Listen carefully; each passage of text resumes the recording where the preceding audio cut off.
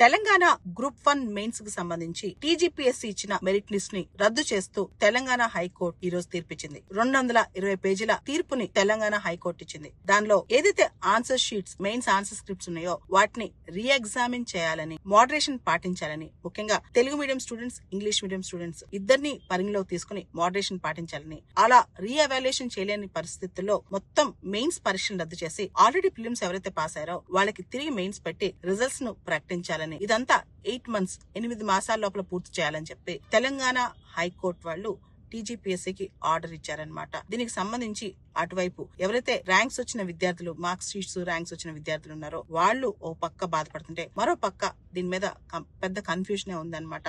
అసలు ఆ 220 పేజీల ఆర్డర్ లో ఏముంది, పూర్తి స్థాయిలో తెలంగాణ హైకోర్టు ఇచ్చిన ఆర్డర్ ఏంటి అనే దాని మీద కూడా ఇప్పుడు చర్చ జరుగుతుంది. మొత్తానికి ఏదైతే టీజీపీఎస్సీ ఉందో వాళ్ళు ఇచ్చిన మెరిట్ లిస్ట్ ని మాత్రం, మెయిన్స్ మెరిట్ లిస్ట్ ని రద్దు చేస్తూ హైకోర్టు ఇప్పుడు తీర్పిచ్చింది అనమాట. దానికి సంబంధించి సుప్రీంకోర్టు వెళ్లే అవకాశం ఉంది. కానీ హైకోర్టు చాలా పెద్ద రీజన్ ఆర్డర్ ఇచ్చింది కాబట్టి దీని వెనకాల అనేక సహాయకమైన కారణాలు ఉన్నాయని కూడా అంటున్నారు. దాంతో ప్రత్యేకంగా తెలుగు మీడియం విద్యార్థులు మొన్నటి వరకు కూడా చాలా వరకు ఆందోళన చెందారనమాట. ఏదైతే ఇంగ్లీష్ మీడియం వాళ్ళు ఉన్నారో వాళ్ళు ఎక్కువ మంది పాస్ అయ్యారు, తెలుగు మీడియం వాళ్ళు తక్కువ మంది పాస్ అయ్యారు కాబట్టి వాళ్ళకి అన్యాయం జరిగిందని చెప్పి మళ్ళీ మొత్తం మెయిన్స్ ఆన్సర్ షీట్స్ రీఎవాల్యుయేట్ చేయాలని, ఇన్ కేస్ ఎవాల్యుయేట్ చేయలేని పరిస్థితిలో మళ్ళీ తిరిగి మెయిన్స్ పరీక్ష పెట్టాలని చెప్పి ఆల్రెడీ ఎవరైతే ప్రిలిమ్స్ పాస్ అయి ఉన్నారో వాళ్ళందరికీ మళ్ళీ మెయిన్స్ పెట్టాలన్నారు చెప్పి కోర్టు ఆర్డర్ ఇచ్చింది అనమాట. అయితే ఇక్కడ 2-3 అంశాలు మనం గమనించాలి. తెలంగాణ ఏర్పడిన తర్వాత ఇంతవరకు గ్రూప్ 1 ఒక పరీక్ష కూడా సఫలీకృతం అవ్వలేదు, పూర్తి స్థాయిలో రిక్రూట్మెంట్ అవ్వలేదు. కాబట్టి చాలా మంది అభ్యర్థుల్లో నిరుత్సాహం అనేది చాలా ఉంది.